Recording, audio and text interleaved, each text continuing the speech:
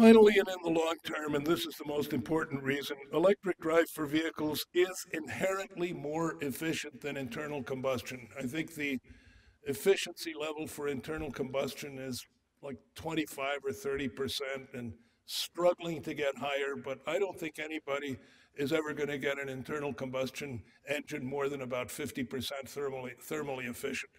Electric drive is 80 to 90% efficient, so it's inherently the right way to go.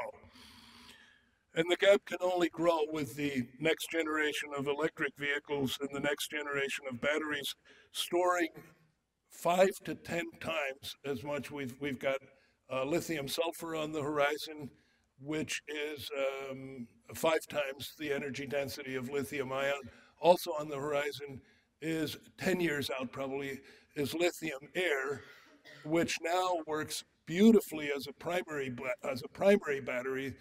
The thing is, nobody has yet quite figured out how to reverse the process and charge the battery again. But everybody's working on it, and the solution will be there. So, economic development and creation of national and global wealth demand that we adopt the most cost-effective solution. Now, today, electric drive does not meet that criterion, but I submit that in a few short years it will, and we have to stay with it. But as I say, let's shed ourselves of the panic notion that we're running out of oil, we got to do something quick. We are not running out of oil, and we don't have to do something quick. Electrification of the transportation sector will succeed on its own merits. That's my prediction. And to me, the standard bearer at this time, of course, is the revolutionary Chevrolet Volt. It's had some tough luck of late, and it has become a political punching bag, thanks to the self-serving right-wing talk show windbags like Rush Limbaugh and others, who, this was unbelievable. We had one Chevrolet Volt catch fire after a severe government side impact pole test, which totally destroyed the car. In fact, the pole entered the car so far that it actually cracked the battery case, which is amidships. So probably no occupant would have escaped alive. The car was then, even though it didn't roll over, it was rotated on its right side for 5 minutes, on the roof for 5 minutes, on the left side for 5 minutes, and then placed back on the wheels. At some point during this rotisserie movement, some fluid leaked, got into the top of the battery, and 3 weeks later caused a short circuit that caused the, if there'd been anybody in the car, alive in the car, 3 weeks is enough time to get out. This was seized upon. I saw Lou Dobbs and Bill O'Reilly on Fox News. Lou Dobbs saying, well, there's a typical government program. The government made it build the Chevrolet Volt. First of all, not a true statement. Secondly, the whole thing cost $50 billion. Again, false. But it doesn't matter because they're all catching fire. And at which point Bill O'Reilly says, yeah, that's right. They're all catching fire. I mean, it just, the amount of misinformation was really disturbing, to say the least. So that was an unfortunate incident. It hurt the car, but that too shall pass, and the Volt will survive and will justifiably become a landmark vehicle. Let me share an excerpt about the birth of this remarkable extended range electric vehicle, and it's from my recent book, Car Guys versus Bean Counters, The Battle for the Soul of American Business. I encourage all of you to do further research on the book. It will help you with an entrepreneurial attitude. And those of you who wind up in large corporations will find plenty of ammunition for fighting the finance types and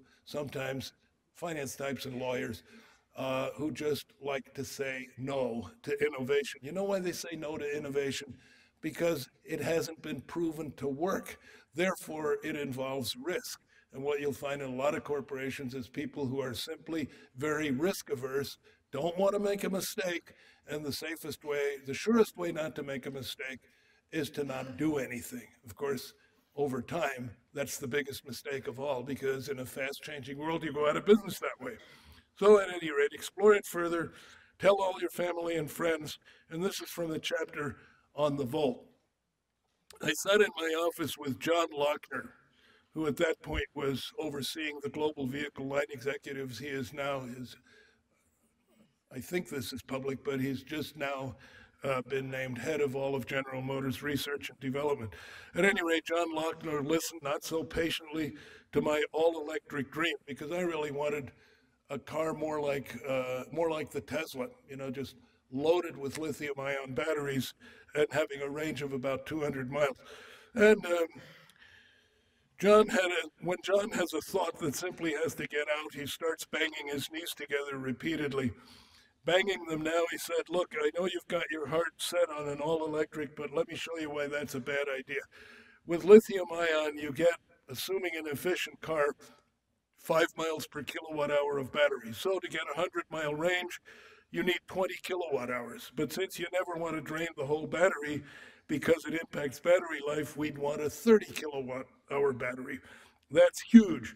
And even if we got the world's best price on lithium ion, you'd be talking $1,000 per kilowatt or a $30,000 battery pack. And the actual price back then was, in fact, $2,000. It's come way down since then. And you don't even have a car around it. You'd still only have a 100-mile range on a good day. He paused and he continued. He says, "Now here's my idea. With that on a lined pad and using his expensive gold nibbed fountain pen John laid out was to become the Chevrolet Volt. Pushing his abused pen against the rake of the nib when necessary, resulting in a spray of ink droplets, John sketched the chassis. He said, the 16 kilowatt battery goes down the middle and out like a T under the back seat. That's nominally good for 80 miles, but we'll only use 8 kilowatts, and that'll make the battery last forever. This way it's good for 40 miles. And then we'll cut in this little 1.4 liter engine, which will drive a generator to keep the battery supplied with juice for, say, another 300 miles. Now, John knew the statistics because 80% of America's daily trips are 40 miles or less. The fuel economy would be infinite. A 60-mile round trip would require burning gasoline from the tiny engine for 20 miles. So, in a rough calculation, a trip that size would produce 150 miles per gallon. Now, the smaller, less expensive battery pack, coupled with the overall range of 300 miles or more, would make this vehicle ideal. Fuel-free for most daily trips, coupled with the ability to go long distances at any time, just like a conventional gasoline-powered car. I was sold. I wish I had John's original ink-spattered drawing because it's truly a piece of automotive history.